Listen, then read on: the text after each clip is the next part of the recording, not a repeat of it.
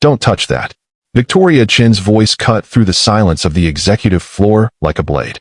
Sharp, cold, dismissive. Marcus Williams froze, his cleaning cart halfway through the doorway of the server room. His hand hovered over the door frame, not even close to the equipment inside. I wasn't, he started. I don't care what you were doing. Victoria didn't look up from her phone as she strode past him, her Louboutins clicking against the marble floor. People like you don't belong near technology that costs more than your yearly salary. Just clean around it. Don't breathe on anything important. People like you. The words hung in the air like smoke. Marcus had heard variations of this phrase for 6 months now, ever since TechVision Industries hired him as part of their community outreach program. Ever since he'd become the only black face on the 52nd floor. He pushed his cart into the hallway, the wheels squeaking softly. Through the glass walls of the conference room, he could see Victoria pacing, her face illuminated by the blue glow of multiple screens. She was on her 4th coffee of the morning, and it wasn't even 7 a.m. What Victoria Chin didn't know, what she couldn't possibly know as she dismissed the janitor from her presence, was that Marcus Williams had spent the last 3 weeks quietly fixing the catastrophic security vulnerability that was about to cost her company $500 million. And in exactly 14 hours, when her empire was 90 seconds from total collapse, she would be begging for his help. But first, she had to watch her world burn. The emergency board meeting was called at 6:47 p.m. By 7:15 p.m., Victoria Chun was watching her company's stock price crater in real time. Say that again. Her voice was barely a whisper. David Park, her chief technology officer, looked like he might vomit. The entire customer database. All 847 million user records. Credit cards, social security numbers, home addresses, biometric data. It's been compromised. Compromised how? Victoria's hands were shaking. Ransomware. Military-grade encryption. They're demanding $500 million in cryptocurrency by midnight, or they release everything to the dark web. David pulled up the message on the main screen. Your security is a joke. Your firewall is Swiss cheese. We own everything. $500 million by midnight, or we publish. You have 4 hours and 37 minutes. The boardroom erupted. This will destroy us, Jennifer Walsh, the CFO, said flatly. Even if we pay, the lawsuits alone will exceed $1 billion. GDPR fines, class actions, criminal investigations. We're talking about the largest data breach in U.S. history. Can we rebuild the system? Asked Robert Morrison, the board chairman. Start from scratch. David shook his head. Not in 4 hours. Not in 4 days. Maybe not in 4 weeks. They've encrypted the master encryption keys. It's a digital hostage situation, and we have no leverage. Victoria's mind raced through options. Pay the ransom? Company bankruptcy. Don't pay? Legal annihilation. Call the FBI? Too slow. Call the SEC? Suicidal. What about your security team? Morrison demanded. The 20 people we pay $500,000 each? Gone, David said quietly. I mean, they're still here, but they're useless. I've got 3 people crying in the bathroom. My lead architect just told me this is impossible to crack. He called it art. The person who built this attack knows our system better than we do. Victoria walked to the window, staring out at the Seattle skyline. Somewhere in this city, someone was watching her company's death in real time. Probably laughing. For hours and 33 minutes. That's when she heard it. A voice on the other side of the glass wall. Quiet. Thoughtful. Actually, there's a back door. Every head in the room turned. Marcus Williams stood in the hallway, cleaning cart beside him, holding a trash bag in one hand. He wasn't supposed to be on this floor at this hour. His shift ended at 6, but he'd stayed late. Again. Excuse me. Victoria's voice could have cut glass. Marcus set down the trash bag. Slowly. Deliberately. When he spoke again, his voice was different. Clear. Precise. The voice of someone who'd been listening to technical discussions for months and understanding every word. The ransomware attack you're describing. I recognize the signature. It's a variant of Erebus 7, probably modified with elements of DarkSide source code. Whoever built this knows your infrastructure intimately, which means it's either an inside job or someone who's been mapping your network for months. The silence in the room was absolute. David Park found his voice first. How do you? There's a back door, Marcus continued, stepping closer to the glass. Not in the ransomware itself. That would be too obvious. But in the implementation. These types of attacks need persistent access to continuously re-encrypt files as you try to recover them. Which means there's a command and control server somewhere, probably disguised as legitimate traffic. Victoria's phone dropped from her hand. The screen shattered against the marble floor. "Who are you?" she whispered. Marcus met her eyes for the first time in 6 months. "I'm the guy who's been watching your network security fall apart since February. I'm the guy who noticed the irregular DNS queries 3 weeks ago. I'm the guy who documented the data exfiltration pattern. And I'm the guy who built a kill switch 3 days ago when I realized someone was about to do exactly this." He paused. "I'm also the janitor you told not to touch anything important." Jennifer Walsh stood up. "You built a kill switch? For our network. For the attack vector. The RAT, remote access Trojan, they're using to maintain persistence. I've been watching it propagate through your subnet for 17 days. Marcus pulled out his phone, not a smartphone, just an old Nokia. "I couldn't exactly tell anyone. Who would listen to the janitor?" Robert Morrison's face had gone from red to pale. "What are you saying?" "I'm saying I can stop this. But you've got 4 hours and 30 minutes, and I need access to your security operations center." Victoria walked slowly to the door, opened it. She looked at Marcus like she was seeing him for the first time. "What do you need?" "A computer. Root access. And everyone in this room to not interrupt me for the next hour." David Park stepped forward. "Absolutely not. We don't even know who you are. You could be part of this attack." "You could." "David," Victoria said quietly. "Shut up." She held out her hand to Marcus. "Our SOC is 2 floors down. Show me what you can do." The security operations center looked like a scene from a disaster movie. Screens everywhere showed cascading red alerts. Encrypted files multiplying. Database tables corrupting in real time. 3 security engineers sat with their heads in their hands. Marcus walked to the main terminal like he'd been there 1,000 times. Because, in a way, he had. For 6 months, he'd cleaned this room every night. For 6 months, he'd read every screen while pretending to empty trash cans. For 6 months, he'd watched TechVision's security team make increasingly catastrophic decisions. His fingers flew across the keyboard. Victoria stood behind him, barely breathing. David Park crowded next to her, watching code scroll past faster than he could read. "What are you doing?" David asked. "Finding the persistence mechanism," Marcus said without looking up. "Ransomware needs to maintain a foothold to re-encrypt recovered files. It's usually hidden in scheduled tasks, registry keys, or disguised as legitimate services. More typing. Then there." He pointed to a line of code. Victoria had no idea what she was looking at. "That's supposed to be a Windows Update service process," Marcus explained. "But it's not. It's a polymorphic executable that's been injecting itself into legitimate processes. Watch." He typed 3 commands.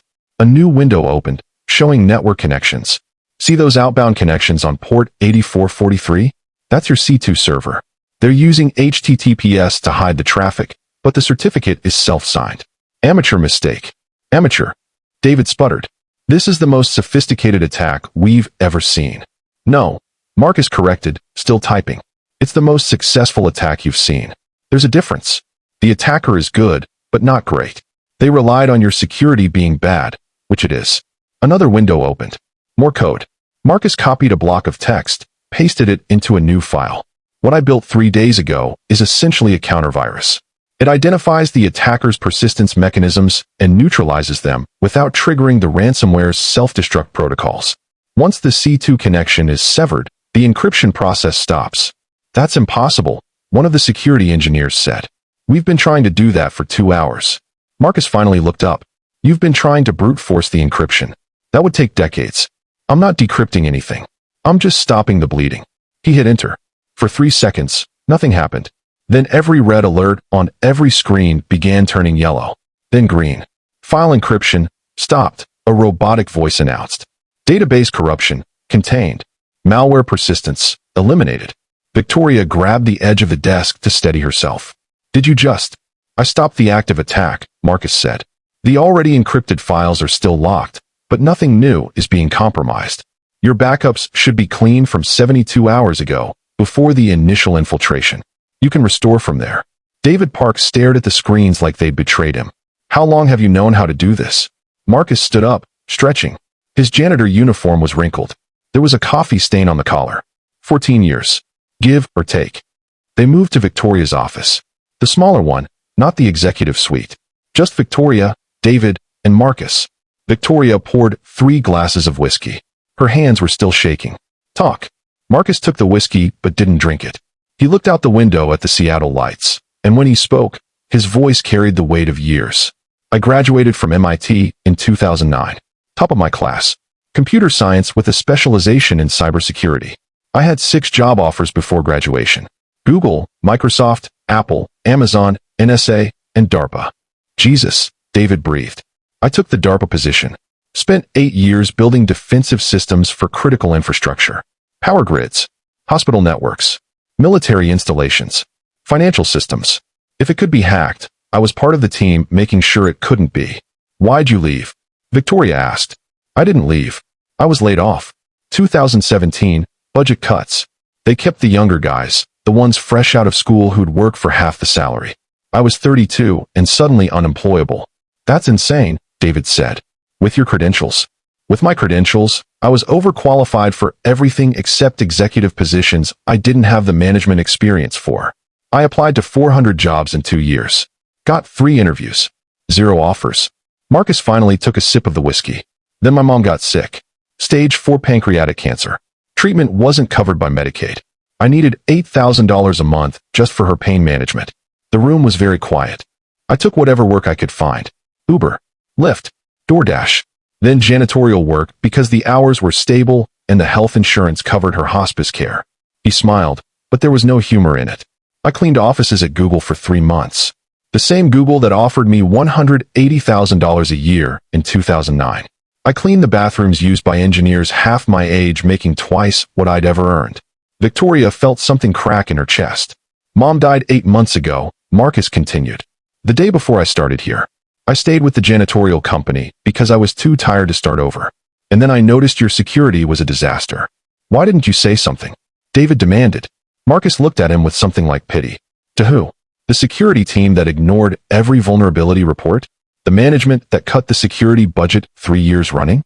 The CEO who literally told me people like me don't belong near important technology? The words hit Victoria like a physical blow.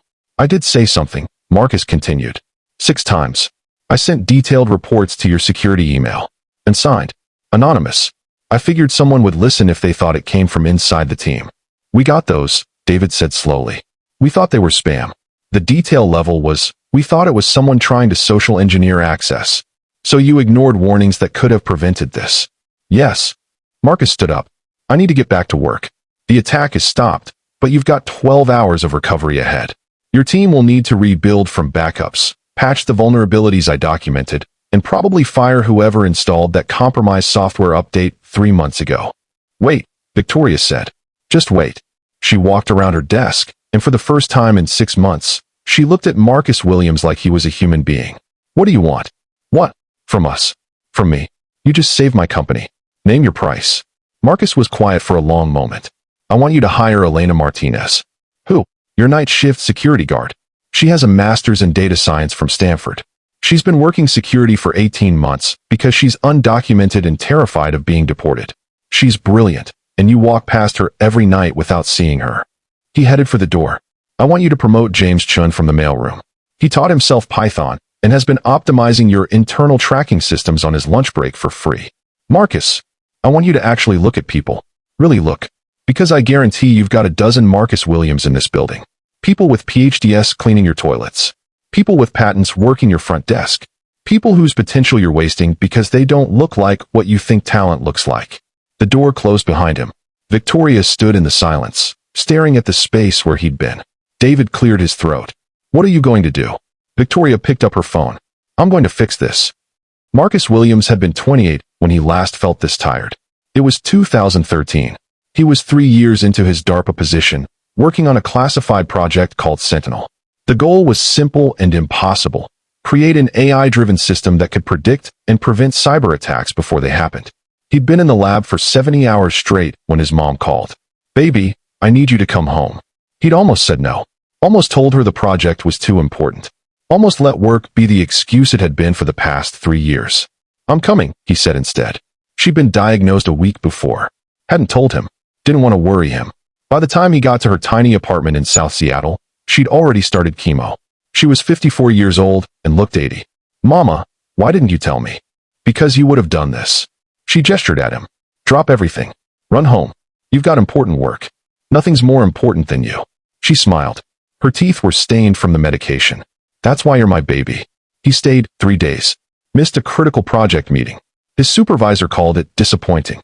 When he went back, the project had moved forward without him. New team lead. New direction. His contributions were acknowledged, but not essential. That's when Marcus learned the truth. Nobody's irreplaceable. The work goes on. The machine doesn't stop. He worked at DARPA for 4 more years, but something had shifted. He stopped working weekends. Started visiting his mom every Thursday. Learned to cook her favorite meals so she didn't have to. When the layoffs came in 2017, he wasn't surprised. He'd stopped being the guy who lived in the lab. Stopped being the guy they could call at 3 a.m. Started being the guy with boundaries. In corporate America, boundaries make you expendable. His mom had 6 more years. 6 years of Marcus driving Uber between chemo appointments. 6 years of selling everything that wasn't essential. 6 years of watching the most brilliant woman he'd ever known, high school English teacher, community organizer, church choir director, slowly dissolve. She died on a Tuesday. He started at TechVision the following Monday. And when Victoria Chin told him people like him didn't belong near important technology, Marcus had almost laughed. Because he'd helped design the security protocols that protected the president's communications. Because he'd prevented attacks that would have killed thousands. Because he'd been important once, and learned that importance was just another word for useful. Now he was useful again. But this time, on his own terms. The emergency board meeting reconvened at 9 a.m. the next morning. Victoria Chin stood at the head of the table. She hadn't slept. Neither had most of the board. The attack has been neutralized, she began. Full system recovery is underway. We expect to be operational by end of business today. The ransom demand has been rescinded. Our attacker realized we'd cut their access and negotiated for a consulting fee instead. How much? Morrison asked. 0. They were an ethical hacker from Estonia who's been trying to warn us about our vulnerabilities for 8 months. They launched the ransomware attack as a last resort to get our attention. We're hiring them as a security consultant. The room erupted in confused voices. Victoria held up her hand. But that's not why I called this meeting. She pulled up an image on the main screen. Marcus Williams' employee photo. The one taken on his first day, wearing a janitor's uniform. This is Marcus Williams. Until last night, he worked night shift cleaning this building. MIT graduate. 8 years at DARPA. Literally one of the best cybersecurity experts in the country. She paused. We paid him $15.50 an hour to empty our trash cans. Jennifer Walsh leaned forward. What are you saying? I'm saying we're blind. Catastrophically, dangerously blind. Marcus isn't the only one. I had my team pull records overnight. She clicked to the next slide. Elena Martinez. Night security guard. Master's in data science from Stanford. Published 3 papers on machine learning. Works for $18 an hour because she's undocumented and terrified. Next slide. James Chun. Mailroom. Taught himself 7 programming languages. Has been optimizing our internal systems for free. Makes $16 an hour. Next slide. Keisha Davis. Cafeteria worker. PhD in organizational psychology from Northwestern. Thesis on corporate culture and innovation. Serves us lunch for $17.50 an hour. Next slide. Thomas Nguyen. Parking attendant. Former senior analyst at Goldman Sachs. Lost everything in 2008, never recovered. Makes $16 an hour parking our Teslas. The board was silent. Victoria clicked through 12 more slides. 12 more stories. 12 more people whose potential they'd wasted. We call ourselves innovative, Victoria said quietly. We talk about disruption and thinking differently. But we can't even see the talent cleaning our offices. She closed the presentation. Effective immediately, we're launching the Hidden Talent Initiative. Every employee in this building, every single person, regardless of their job title, will have their background reviewed. If we find credentials, experience, or skills we're not utilizing, we create positions for them. That could cost millions, David protested. It already has. Marcus saved us from a $500 million ransom and potentially billions in lawsuits. How much value have we lost by ignoring Elena? James? Keisha? Thomas? How many problems could they have solved? How many innovations have we missed? Morrison nodded slowly. What do you want from us? Authority to hire Marcus as Executive Vice President of Security. Salary, $350,000. Full equity package. Direct report to me. That's a bigger salary than David makes, someone said. Yes, Victoria said flatly. It is. She looked around the table. Anyone object? No one spoke. Good. Meeting adjourned. And someone get me Marcus Williams' phone number. The man doesn't even have a desk yet. Marcus got the call at 10:37 a.m. He was at his mom's grave. "Mr. Williams? This is Victoria Chun. I know who you are. Can we meet? I'd like to discuss your future at TechVision. I'm at Greenwood Cemetery. You can come here if you want. I'll be there in 20 minutes. She made it in 15. Victoria found him sitting on a bench, facing a simple headstone. Sarah Williams, 1963 to 2023, beloved mother, teacher, friend. She sat beside him, didn't speak. After a while, Marcus said, "She used to tell me I was too smart for my own good. Said intelligence without compassion is just cruelty. She was right. I know." He looked at Victoria. "What do you want?" "I want to offer you a position. EVP of Security. $350,000 plus equity. Your own team. Complete autonomy.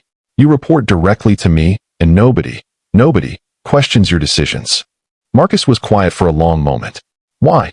"Because you were right. About everything. About our security. About our blindness. About wasted potential." Victoria's voice cracked. "Because I told you people like you don't belong near important technology, and you're the most important person in the building. People like me. I'm sorry. God, I'm so sorry. I don't expect you to forgive me. But I want to do better. Be better. I want to build a company your mom would have been proud to see you work at." Marcus stood up, walked to his mother's grave, placed his hand on the headstone. "She would have liked you," he said finally. "Not the you from yesterday, but the you trying to be better. She believed in second chances." He turned around. "I'll take the job, but I have conditions." "Name them." "Elena Martinez gets hired. Full benefits. Citizenship sponsorship. Same for anyone else on my list." "Done." "James Chun gets a developer position. Keisha Davis gets her own department. Thomas Nguyen gets offered his choice of financial analyst roles." "Done." "And we start a program. A real program, not a PR stunt. We partner with community organizations. We hire people coming out of prison, people in recovery, people with gaps in their resume, people who look like me. We don't just give them jobs. We give them careers." Victoria nodded. "The Hidden Talent Initiative. Already in motion." Marcus smiled for the first time. "Then I guess I need to buy a suit." "Actually," Victoria said, "I was thinking we change the dress code. Make it more flexible." "You sure you want an executive who shows up in jeans?" "I want an executive who shows up. Everything else is negotiable." They walked together toward the parking lot. Victoria's Tesla was parked next to Marcus's 15-year-old Honda. "You know what's funny?" Marcus said. "I could have written a world-class security system from scratch in the time I spent emptying your trash cans." "I know. And you know what else is funny? I actually learned a lot emptying trash. You see everything people throw away. Draft projects, relationship problems, financial stress, shopping habits. People's trash tells you who they really are." He opened his car door. "I've seen your trash, Victoria, for 6 months. And you know what I learned?" She waited. "You work too hard. You care too much. You're terrified of failing. And you throw away every personal photo that comes to your desk." He got in the car. "That's the profile of someone who's forgotten what they're working for." He started the engine. "Don't forget, Victoria. Not again." Then he drove away, leaving Victoria standing in the parking lot of a cemetery, crying for the first time in 3 years. 6 months later, the article appeared in the Seattle Times on a Tuesday morning. TechVision's Hidden Talent program discovers gold in its own backyard. Local tech giant transforms company culture by promoting from within, from the bottom up. Marcus Williams stood on the 49th floor of the TechVision building, looking out at his corner office. The same building where he'd pushed a cleaning cart 6 months ago. His phone buzzed. A text from Elena Martinez, now director of machine learning. The model just passed validation. 99.7% accuracy. Patent filing this week. He smiled. Elena's project would revolutionize fraud detection in banking. Her work would save companies billions. Another text. James Chun, now lead software engineer. Deployment successful. New system cuts processing time by 73%. David says it's the most elegant code he's ever seen. A knock on his door. Keisha Davis entered, holding a folder. "You wanted the retention numbers," she said, sitting down. As VP of Culture and Development, Keisha had transformed TechVision's entire approach to talent. "Give me the highlights." Employee turnover down 64%. Innovation suggestions up 340%. We've implemented 47 ideas from hourly workers this quarter alone. Employee satisfaction scores jumped from 3.2 to 4.7 out of 5. And the Hidden Talent program? Keisha grinned. 124 promotions from non-traditional roles. We've hired 83 people with criminal records, 56 with gaps in employment, 41 immigrants, and 29 people over 50. Our productivity is up 31%. Marcus leaned back in his chair. What about the copycat programs? 17 companies have launched similar initiatives. Google just called. They want to partner on a nationwide model. Google. Yep. The same Google where you clean bathrooms. Marcus laughed. It felt good. His computer dinged. An email from Victoria. Board meeting in 10. They're voting on your proposal. I think it's going to pass. The proposal, the Marcus Williams Fellowship. A $50 million endowment funding retraining programs for displaced workers, with guaranteed interviews at TechVision and partner companies. Marcus grabbed his jacket. Yes, he wore a suit now, sometimes, and headed to the elevator. As he walked through the building, people nodded, smiled. Not because he was an executive, but because he'd changed what being an executive meant. The security guard at the elevator, Michael Torres, was studying for his network engineering certification. TechVision paid for it. The receptionist, Linda Washington, was completing her MBA. TechVision paid for it. The cafeteria manager, Carlos Rivera, was launching a catering company. TechVision invested in it. The building was alive in a way it hadn't been before. People weren't just working. They were becoming. Marcus stepped into the boardroom. The same boardroom where, 6 months ago, he'd been invisible. Mr. Williams, Robert Morrison said warmly, "We've been discussing your proposal. And the board votes yes. Unanimously. We're funding the fellowship at $75 million. We think it's worth the investment." Marcus felt his mom's presence, felt her pride, felt her smile. "Thank you," he said quietly. Victoria stood up. "Actually, there's one more thing. We've received 2,400 applications from other companies wanting to join the Hidden Talent Network. Marcus, you've started a movement." "We started a movement," he corrected. "All of us." After the meeting, Victoria and Marcus stood at the window, looking out at the city. "You know what I realized?" Victoria said. "For years, I thought success meant being the smartest person in the room, making the most money, having the corner office. And now I think success is building a room where everyone gets to be smart, where everyone gets a corner office in their own life." Marcus nodded. "Mama would have liked that definition. I wish I could have met her." "You did, in a way. Every time you give someone a second chance, you meet her. She lived on second chances, and third chances, and fourth chances." He smiled. "She gave me about 1,000 chances to get my life right." "Did you?" "I'm getting there." They stood in comfortable silence, watching the sun set over Seattle. Somewhere in this city, someone brilliant was working a job beneath their potential. Someone talented was being overlooked. Someone exceptional was empty trash cans. But now, maybe, just maybe, someone would notice. Someone would look. Someone would see. And someone would get the chance to become who they were always meant to be. 6 months and 2 days after Marcus Williams stopped being invisible, Marcus stood in front of 500 people at the Seattle Convention Center.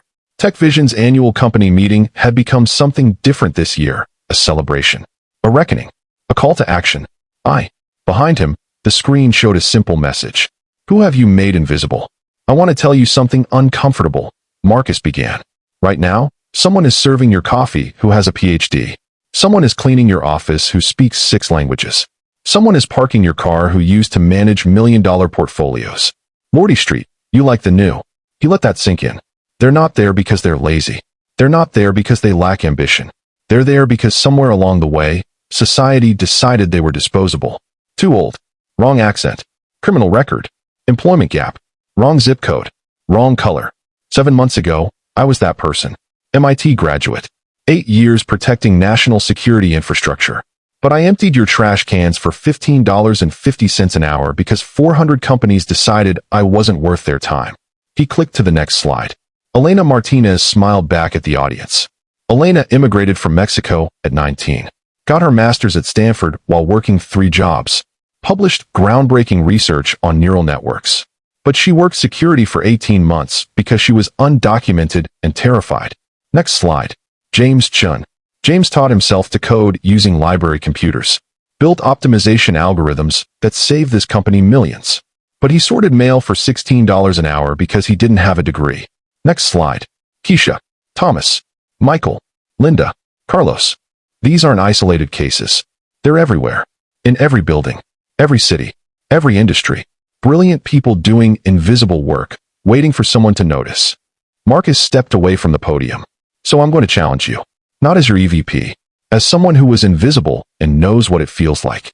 Go find one person this week whose job doesn't match their potential. Really talk to them.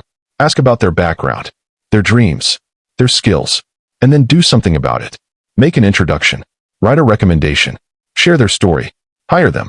Because talent doesn't wear designer suits. Brilliance doesn't need corner offices. Worth isn't measured by paychecks. It's revealed by what you do when no one important is watching. He looked directly at the camera broadcasting to remote employees. The Hidden Talent Initiative isn't a program. It's a mirror. It shows us who we've been ignoring, who we've been wasting, who we've decided doesn't deserve a chance. So look in the mirror, and then change what you see. The audience was silent for a moment. Then someone started clapping. Then another. Then the entire auditorium rose to their feet. But Marcus wasn't watching them. He was looking at the live feed on his phone. Comments flooding in from employees watching remotely. I was homeless 2 years ago. TechVision gave me a chance. I have a learning disability. Every company rejected me except this one. I'm 67 years old. I thought my career was over.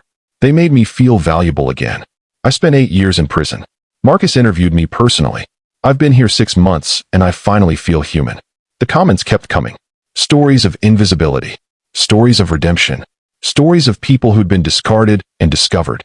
Victoria Chen watched from the side of the stage, tears streaming down her face. Because she remembered. She remembered dismissing a janitor. She remembered saying, "People like you." She remembered being so blind, she almost destroyed everything.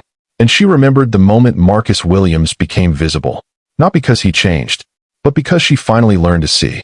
1 year after Marcus Williams' keynote, the Harvard Business Review article was titled, "The Hidden Talent Revolution: How TechVision Changed Corporate America." It detailed how 127 companies had launched similar programs. How 12,000 people had been promoted from invisible roles into careers. How employee satisfaction, productivity, and innovation had skyrocketed across industries. But the real story wasn't in the numbers. It was in the emails Marcus received every day. "I was about to give up. Your story saved my life. I just got promoted from janitor to senior analyst. Thank you for showing them I was more. My daughter watched your keynote for a school project. She said she wants to be like you when she grows up. Someone who sees people." Marcus kept every message. Put them in a folder labeled Mama's Legacy. Because that's what this was. Not his achievement. His mother's. She'd raised him to see people. To value dignity over status. To remember that every human being carries infinite worth. The janitor who became an executive didn't save a company. He reminded them what companies are for. Not profit. Not power. Not prestige. 18 months after that Tuesday morning, when everything changed, Marcus sat alone in his office on a Friday evening, long after everyone else had gone home. The city lights of Seattle twinkled below, a constellation of possibility. His phone rang. Unknown number. Marcus Williams. "Mr. Williams? My name is David Chun. I'm a night janitor at Amazon. I saw your keynote. I have a master's in computer engineering from Tsinghua University in Beijing, but I've been cleaning offices for 2 years because my English isn't perfect and no one will look past my resume." Marcus closed his eyes. "Tell me about your work, David." For the next 40 minutes, David Chen described optimization algorithms he'd been developing on paper during his breaks. Ideas that could revolutionize cloud computing architecture. Innovations that lived only in the margins of his notebook because no one would listen. "Send me everything," Marcus said. "Your resume, your algorithms, your ideas. I can't promise anything, but I promise someone will actually look." "Why?" David's voice cracked. "Why do you care?" "Because someone cared about me. And that made all the difference." After the call ended, Marcus walked to the window. His reflection stared back at him. Older now, more tired, but also more alive than he'd been in a decade. His desk phone buzzed. "Security. Mr. Williams? There's someone here to see you. Says it's important. Name's Teresa Rodriguez. Send her up." 5 minutes later, a woman in her 50s entered his office. Cafeteria uniform. Nervous hands. "Mr. Williams, I'm sorry to bother you so late. I heard you're the person who might listen." "I'm listening." She pulled out a folder. Inside were architectural drawings. Detailed plans for redesigning TechVision's physical workspace to improve collaboration, reduce energy costs, and create more inclusive spaces for neurodiverse employees. "I have a degree in sustainable architecture from Universidad Nacional in Colombia," she said quietly. "But I couldn't get it validated here. So I serve lunch. But I see things. I see how the building doesn't work for people. How the noise levels trigger some employees. How the lighting gives people migraines. How the wheelchair ramps are too steep. I drew these on my breaks, but I don't know who to show them to. Marcus looked through the drawings. They were brilliant. Teresa, have you ever heard of our Hidden Talent Initiative? Yes, but I didn't think. You're just an architect who's been serving lunch while sitting on ideas that could transform how we work. He smiled. Monday morning, 9 a.m. My office. We're creating a new position, Director of Human-Centered Workspace Design. Interested? She burst into tears. Marcus handed her a tissue and thought about the 100 conversations like this he'd had in the past year. Each one a revelation. Each one a reminder of how much potential society throws away. That Sunday, Marcus drove to his mother's grave. He did this most weekends now. Sometimes to talk. Sometimes to just sit. Today he brought flowers. Her favorites, sunflowers. Mama, I met 2 more this week, he said, settling onto the bench. David at Amazon. Teresa in our cafeteria. Both brilliant. Both invisible. Both waiting for someone to notice. The wind rustled through the trees. I think about you every time. About how you taught kindergarten for 30 years and never made more than $40,000. About how you had a master's degree but couldn't afford to pay off your student loans. About how the system that called you essential paid you like you were disposable. He wiped his eyes. You would have been so angry about that. But you would have been proud of what we're doing. We're not just changing tech vision. We're changing the conversation. Companies across the country are asking themselves who they've made invisible, who they've undervalued, who they've wasted. A jogger passed by, a family having a picnic, life continuing as it always does. I got an email from MIT this week, Marcus continued. They want to create a scholarship in your name, the Sarah Williams Fellowship for Non-Traditional Students. It'll fund people going back to school late in life, people with career gaps, people who the system decided were too old, too poor, too broken to deserve education. He laughed through tears. They're going to name it after a kindergarten teacher from South Seattle. Mama, you're going to change more lives dead than most people do living. His phone buzzed. A text from Victoria. Press conference tomorrow. Forbes naming us Company of the Year. You should be the one accepting. He replied, we accept together. Or not at all. 3 dots appeared. Then, together it is. Thank you for teaching me to see. The Forbes recognition changed everything. Within 6 months, the Hidden Talent Initiative became a nationwide movement. Not just in tech, but in healthcare, finance, education, manufacturing, retail. Companies realized they were sitting on gold mines of untapped potential. More importantly, they realized the cost of invisibility. Harvard published a study. Companies that implemented hidden talent programs saw 47% increase in innovation, 62% improvement in employee retention, 38% boost in productivity, $2.7 billion in combined value creation. But the numbers didn't capture the real change. Sarah Okonkwo went from hospital janitor to medical researcher, developing a breakthrough treatment for sickle cell anemia. Robert Bobby Fitzgerald went from parking attendant to chief financial strategist, saving his company $200 million through restructuring he'd been thinking about for 5 years. Maria Santos went from factory line worker to chief operations officer, implementing efficiency improvements she'd documented in Spanish notebooks no one bothered to read. Each story multiplied. Each success inspired another company to look harder, see better, value differently. The unemployment rate for people over 50 dropped by 23%. The employment rate for formerly incarcerated people tripled. Immigration status became less of a barrier as companies fought to sponsor talent they'd previously ignored. And Marcus Williams' phone never stopped ringing. 2 years after the ransomware attack, Victoria and Marcus sat in a small coffee shop in South Seattle. Not a corporate meeting, not a business lunch. Just 2 people who'd been changed by seeing each other clearly. I think about that night constantly, Victoria said, stirring her coffee. When I called you people like you. When I dismissed you. When I was so blind, I almost cost us everything. I know. Do you ever wonder what would have happened if the attack hadn't occurred? If you just stayed invisible? Marcus considered this. Every day, I wonder how many other people are still invisible. How many David Chins are cleaning offices right now? How many Teresa Rodriguez's are serving lunch with architectural genius in their pockets? How many people are one conversation away from changing the world, but no one's having that conversation? We can't save everyone. No, but we can change the system that makes them need saving. Victoria nodded. The board approved the expansion yesterday. We're taking the Hidden Talent Initiative international. 15 countries by year's end. And the fellowship program? fully funded. 500 scholarships this year. We're partnering with community colleges, prison education programs, immigrant resource centers, veterans organizations. Anyone who's been told they're too late, too old, too different, too broken, we're telling them they're exactly what we need. Marcus smiled. Mama would have loved that. I wish I'd met her. I wish I'd been the kind of person she would have respected. You are now? That's what matters. They sat in comfortable silence, watching the neighborhood move around them.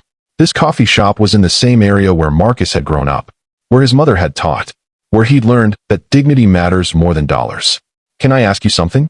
Victoria said. Do you forgive me? Marcus looked at her, really looked, saw the guilt she carried, the growth she'd fought for, the leader she'd become. I forgave you the moment you chose to change, he said. Forgiveness isn't about forgetting. It's about believing people can become better than they were. Have I? Have you what? Become better? Marcus thought about the 2,000 people promoted under her leadership. The programs funded. The policies changed. The culture transformed. Yes, he said simply. You have. 5 years after Marcus Williams stopped being invisible, the Marcus and Sarah Williams Center for Second Chances opened on a Thursday morning in South Seattle. A gleaming building where his mother's school once stood. Inside, job training programs, free childcare, legal services for record expungement, English classes, technology labs, career counseling, mental health support, and a cafeteria where formerly incarcerated chefs taught culinary arts. The building could serve 500 people daily, all for free. Marcus stood at the ribbon-cutting ceremony, surrounded by the people who'd been invisible with him. Elena Martinez, now Chief Innovation Officer at TechVision, running a machine learning lab that employed 50% immigrants. James Chun, who'd founded his own company helping non-traditional coders break into tech. Keisha Davis, who'd written a best-selling book, The Talent We Waste, How Corporate America Throws Away Billions in Human Potential. Teresa Rodriguez, whose workspace designs had been implemented in 300 companies worldwide. David Chun, who'd left Amazon to become TechVision's chief cloud architect, his imperfect English never mentioned again. And Victoria Chun, who'd left TechVision's CEO role to run a nonprofit connecting displaced talent with second chances. The mayor spoke. The governor spoke. The press took photos. But Marcus barely heard any of it. He was looking at the plaque beside the entrance. The Marcus and Sarah Williams Center for Second Chances. Talent doesn't wear designer suits. Brilliance doesn't need corner offices. Worth isn't measured by paychecks. It's revealed by what you do when no one important is watching. In memory of Sarah Williams, who taught us all to see. After the ceremony, Marcus walked through the building alone, watched people typing in the computer labs, listened to ESL students practicing English, saw fathers learning to code so they could provide for their families. Each person was a reminder. Invisibility is a choice. Not theirs. Ours. We choose who we see. We choose who we value. We choose who gets a second chance. His phone buzzed. An email from someone named Patricia Johnson. Mr. Williams, I'm a 53-year-old woman who's been cleaning hospitals for 6 years. But I have a PhD in public health from Howard University. I've been documenting patient care inefficiencies the entire time. No one will listen to a janitor. Can you help me find someone who will? Marcus smiled. Yes, Patricia, he typed back. I can. Because someone helped me. And that's how we change the world, one invisible person at a time, until no one is invisible anymore. He hit send. Then he got back to work. Because this wasn't the ending. It was the beginning. Your turn. Right now, someone is serving your coffee who could change your life. Someone is cleaning your office who could solve your biggest problem. Someone is parking your car who could save your company millions. They're there. They've always been there. The question isn't whether talent exists. The question is whether you're willing to see it. So here's your challenge. This week, find one person whose job doesn't match their potential. Ask them their story, really listen, then do something about it. Share their resume, make an introduction, write a recommendation, hire them. Because talent is everywhere, but opportunity isn't. And you, right now, reading this, you might be the opportunity someone's been waiting for. The janitor who saved $500 million wasn't special because of what he could do. He was special because someone finally chose to see him. Who will you choose to see? The world is full of invisible genius. It's time we open our eyes. The end. This story is dedicated to everyone who's ever been told they don't belong. To everyone working beneath their potential because society decided you were disposable. To everyone waiting for someone to notice. You are seen. You matter. Your talent is not wasted. Your time is coming. Keep going. If this story moved you, share it. Tag someone who needs to hear it. And most importantly, look around your own life for the invisible people waiting to be seen. Because sometimes, the person who changes everything is the one you've been walking past every single day.